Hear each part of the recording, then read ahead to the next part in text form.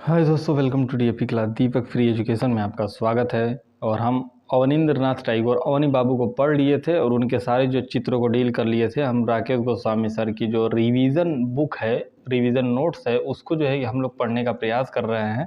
तो हम लोग स्टार्ट करते हैं। नेक्स्ट कलाकार जो बंगाल शैली के कलाकार रहे हैं, असित कुमार हलदर।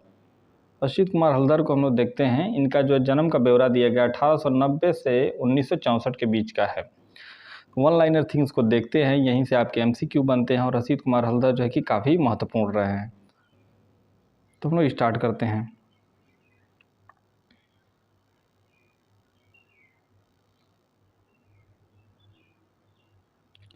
असित कुमार हलदर का जन्म 10 सितंबर 1890 में कहाँ हुआ था? तो कोलकाता में हुआ था।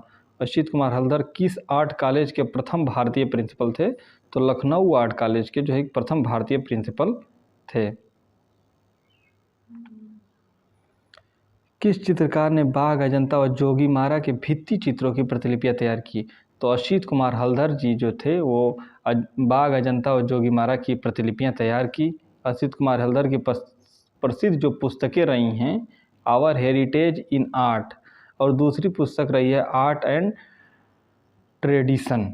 ये दोनों बहुत महत्वपूर्ण पुस्तक हैं और दोनों असित कुमार हलदर की रही हैं। और यहाँ से दूसरी पुस्तक तो नहीं पूछा गया, लेकिन पहली पुस्तक पहली पुस्तक जो है आवर हेरिटेज इन आर्ट, ये कई बार प्रश्न यहाँ से बने हैं। आप लोग इन पुस्तकों को देखिएगा और इनको याद करने का प्रयास करिएगा। अगला देखते हैं। असित कुमार हलदर जाने जाते हैं। असित कुमार हलदर कैसे जाने जाते हैं? तो आधुनिक कलाकार के रूप में जो है कि जाने जाते हैं। बंगाल शैली के कलाकार रहे हैं, काफ़ी महत्वपूर्ण कलाकार रहे हैं। असित कुमार हलदर के प्रसिद्ध जो चित्र हैं, ध्रुव को 1914 में किस पुस्तक में जो है कि प्रकाशित किया गया? तो असित कुमार हलदर की जो एक प्रसिद्ध पुस्तक रही है ध्रुव को 1914 में myths and the Hindus and Buddhist में जो है कि प्रकाशित किया गया। और ये महत्वपूर्ण है, यहाँ से कई बार प्रश्न बने हैं आपके टीजीटी में।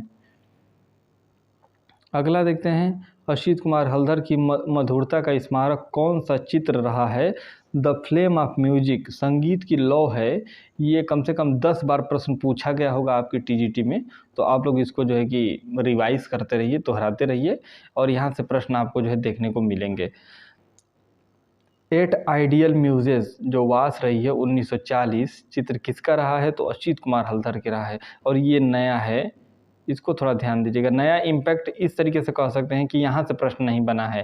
8 आइडियल म्यूजिक इन वास 1940 असित कुमार हलदर के लिए, लेकिन द फ्लेम ऑफ जो म्यूजिक रहा है, यहाँ से कई बार प्रश्न बने हैं आपके। अगला जो है देखने का प्रयास करते हैं। अगला पृष्ठ जो है कि एक दृश्य दिखाया गया, ये असित कुमार हलदर जी का ही रहा है। तो ये क्या है?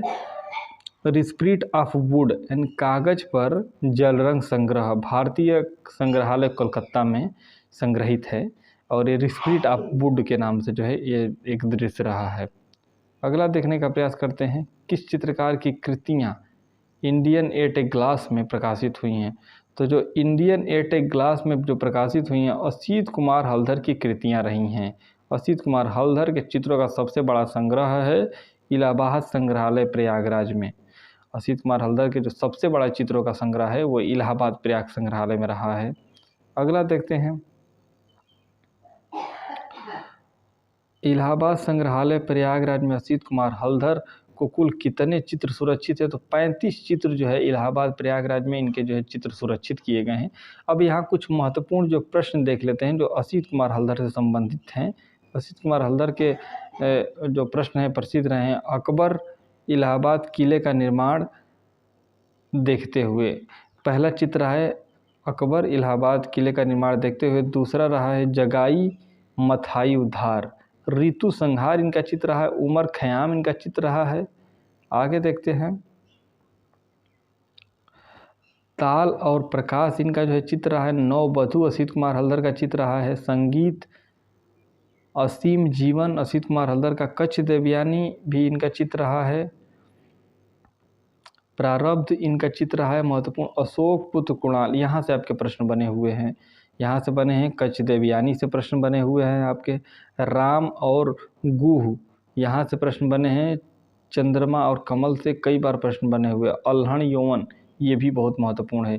ये असित कुमार हलदर के जो जितने चित्र हैं सभी तो महत्वपूर्ण हैं, लेकिन कुछ ऐसे प्रश्न हैं जो कई बार पूछे गए हैं आपके टीजीटी, पीजीटी, यहाँ तक कि बीपीएससी वगैरह में भी यहाँ से जो है कि प्रश्न बन रहे हैं। तो आप लोग जो है देखिएगा, बीपीएससी और यूपी के सिलेबस में ज़्यादा अंतर नहीं है, लगभग सेम ही है सिलेबस। एक दो चीज़ें हैं जो अलग से पढ़नी पड़ती है, उसको ना पढ़ने से भी सिलेक्शन होगा। नंदलाल बोस जी को हम लोग देखते हैं। नंदलाल बोस जो है इनको हम लोग देखने का प्रयास करते हैं। तो नंदलाल बोस जो है इनको हम देखते हैं 1882 जो है माना जाता है, कहीं कहीं ये 83 भी देखने को मिलेगा। इनका जो जन्म हुआ था, जन्म का ब्यौरा कहीं 83 भी देखने को मिलता है, कहीं 82 भी देखने को मिलता है। तो वो इम्पैक्ट चीज़ें हैं, वो आप लोग अपने हिसाब से देख लीजिएगा। और इस तरीके से जो आगे हम लोग देखने का प्रयास करते हैं कि नौ बंगाल शैली किसकी देन है, तो नंदलाल बोस की। आप लोग याद रखिए, 9 से 9 और 9 से नंदलाल बोस। नंदलाल बोस का जन्म कब हुआ था, तो 3 दिसंबर 1882 को मुंगेर जिले में, बिहार में एक मुंगेर जिला पड़ता है, वहाँ इनका जन्म हुआ है। और ये किसके शिष्य थे, यहाँ अगली लाइन दिखाया गया है, ये किसके शिष्य रहे हैं, तो नंदलाल बोस जो शिष्य रहे हैं वो अवनी बाबू या अवनींद्र नाथ के शिष्य रहे हैं। तथा भारतीय राष्ट्रीय आंदोलन में सर्वाधिक सक्रिय कलाकार नंदलाल बोस ही रहे हैं।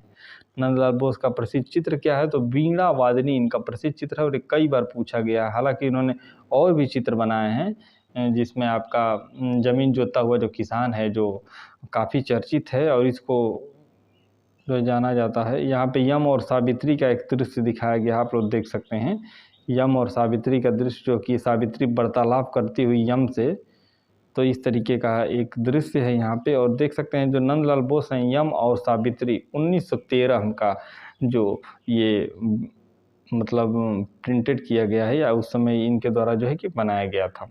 अगला देखते हैं, Indian society of oriental art की प्रथम प्रदर्शनी में नंदलाल बोस को उनके सती नामक चित्र के लिए कितने रुपए का पुरस्कार मिला, तो 500 रुपये का पुरस्कार दिया। और ये किसने दिया, तो अवनी बाबू के द्वारा जो है कि पुरस्कार इनको दिया गया था। अगला देखते हैं, 1909 से 1911 के मध्य लेडी हेरिंघम की अध्यक्षता में असित कुमार हल्दर के साथ अजंता की अनुकृतियां बनाने के लिए गए थे नंदलाल बोस। यानी जब उस समय लेडी हेरिंघम जो कि भारत आई थी, तो उन्होंने अजंता की प्रतिलिपियां दोबारा बनाने के लिए जो भारतीय कुछ चित्रकारों की मदद ली, जिसमें नंदलाल बोस भी शामिल थे। और हरिपुरा कांग्रेस पोस्टर, ये महत्वपूर्ण है। यहाँ तक कि संविधान के 18 चित्रों को भी इनके द्वारा बनाया गया है, महाभारत के 18 चित्रों को भी इनके द्वारा बनाया गया। वो इस समय प्रतियां देखने को मिलती हैं आपके महाभारत में। जितने भी अध्याय हैं, उन अध्यायों के 8 जो भी है, उसके फर्स्ट वाले पेज पर जो है इनके द्वारा जो है चित्र बनाया गया है, पहला पेज पर। तो हरिपुरा कांग्रेस के पोस्टर 1937 चित्रित किए गए हैं नंदलाल बोस के द्वारा। ये बहुत महत्वपूर्ण है। हरिपुरा विज्ञापन के लिए प्रसिद्ध कलाकार कौन रहे, तो नंदलाल बोस जी रहे हैं। हरिपुरा का विज्ञापन जो किया गया है, मतलब विज्ञापन मतलब प्रचार में क्या था कि जमीन जोतता हुआ किसान, मतलब इस तरीके से भारतीय किसान की जो शैली रही है, इसको बढ़ाने का कार्य किया गया है। और जो इसका पोस्टर बनाया गया था, वो आपका नंदलाल बसु के द्वारा जो है कि नंदलाल बोस के द्वारा बनाया गया था। अगला देखते हैं, हरिपुरा पोस्टर का शीर्षक क्या था, तो देखिए यहाँ शीर्षक भी लिख दिया है। मैं बार बार शीर्षक के नाम से इनको बुला रहा था, तो यहाँ लिखा है जमीन जोतने वाला भारतीय किसान का ब्यौरा देखने को मिलता है। हरिपुरा पैनल की विषय वस्तु बताइए, तो भारतीय ग्राम जीवन उसकी विषय वस्तु रही है कि गांव, भारतीय ग्राम जीवन मतलब भारत का गांव और गांवों के लोग, इस तरीके का ब्यौरा जो है कि देखने को मिलता है। अगला प्रश्न क्या है, वन लाइनर थिंग्स बहुत इंपॉर्टेंट है, क्योंकि यहाँ ऑप्शन की होड़ नहीं रहती। अगर इन चीज़ों को आप लोग अच्छे से रिकॉल करते हैं तो आप अवश्य ही जो है कि सफल होंगे। अगला देखते हैं, हरिपुरा कांग्रेस में बनाए गए चित्रों का माध्यम क्या है, तो कागज पर टेम्पेरा माध्यम में जो है इस तरीके के चित्र बनाए गए थे। और असित कुमार हल्दर जो टेम्पेरा के लिए जाने भी जाते थे, इन्होंने एक अलग शैली में जो काम किया, और उस शैली को टेम्पेरा कहते हैं सबसे ज़्यादा। और अवनी बाबू आपके वास्तु से संबंधित थे, वास्तु पद्धति में उन्होंने ज़्यादा काम किया, और ये उन्हीं के शिष्य हैं। लेकिन ये टेम्पेरा की तरफ अपने आप को एक नई शैली की तरफ अग्रसर किया इन्होंने, और टेम्पेरा पद्धति को अपनाया था। किसने रविन्द्रनाथ टैगोर की पुस्तक सहज पाठ का चित्र इंस्टॉलेशन बनाया है, तो नंदलाल बोस ने इस तरीके का काम किया है। नंदलाल बोस ने जो है कि ये कार्य किया है। अगला क्या है, शिल्प कथा, शिल्पाचार तथा रूपावली नामक पुस्तक के रचयिता का नाम क्या है, तो नंदलाल बोस है। जो शिल्प प्रबंधावली है और उपचार जो कथा है, उसके लेखक का क्या नाम है, तो नंदलाल बोस है।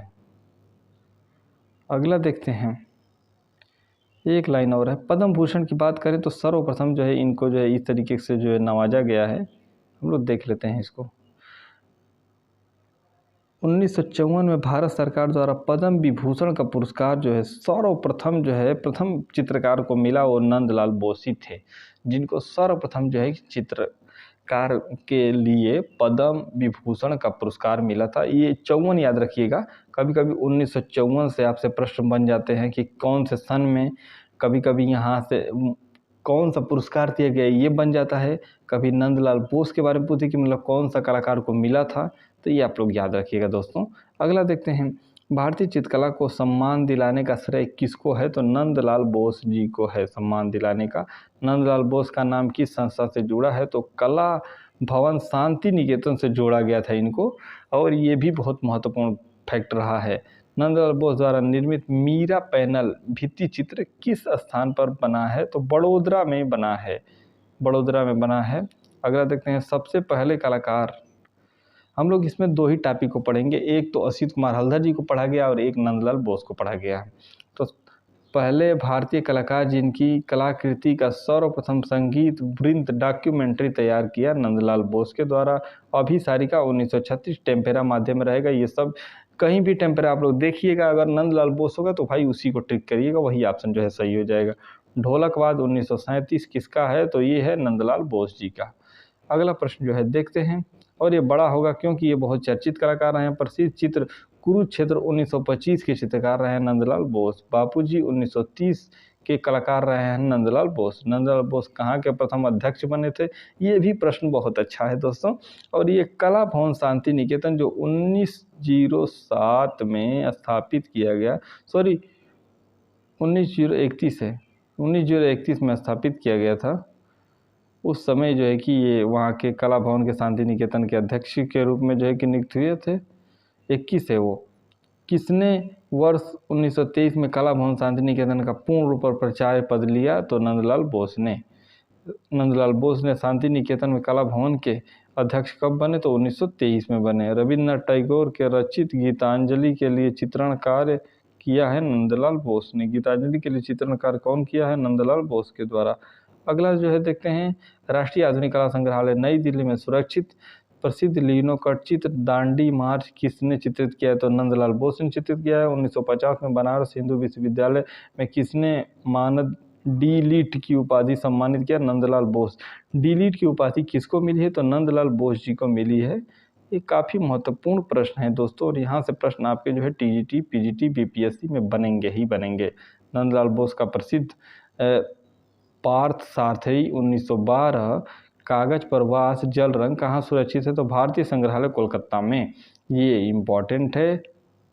अगला नेक्स्ट जो है देखने का प्रयास करते हैं। नेक्स्ट प्रश्न क्या है, कौन सा प्रसिद्ध कलाकार है जो अपने उपनाम, हाँ, मास्टर मोसाई के नाम से भी इनको जाना जाता है, नंदलाल बोस जी को। ये भी प्रश्न पहले पूछा जाता था लेकिन अब नहीं पूछा जाता है क्योंकि प्रश्न काफ़ी पुराना हो गया। पुराना मतलब जो चीज़ें, अरे एग्ज़ाम ऐसे ही होता है ना कि चीज़ें जो है टफ बनाई जाती हैं कि बच्चों को थोड़ा दिक्कत हो। कान साफ करने वाला हरिपुरा पैनल 1937 कागज पर टेम्परा चित्र किसका है, तो नंदलाल बोस का है, नंदलाल बोस का है। अगला जो है देखने का प्रयास करते हैं। नंदलाल बोस ने सन 1928 में इटालियन म्यूरल तकनीक में कौन सा विशाल भित्ति चित्र बनाया है, तो दूल्हे की सवारी वाला विशाल भित्ति चित्र इनके द्वारा बनाया गया है। कौन सा 15 फीट लंबा चित्र नंदलाल बोस ने 1 घंटे में ही बना दिया था, तो पांडवों का हिमालय रोहण वाला जो चित्र है, ये 1 घंटा में ही पूरा जो है चित्र 15 फीट लंबा जो है चित्र बना दिए थे।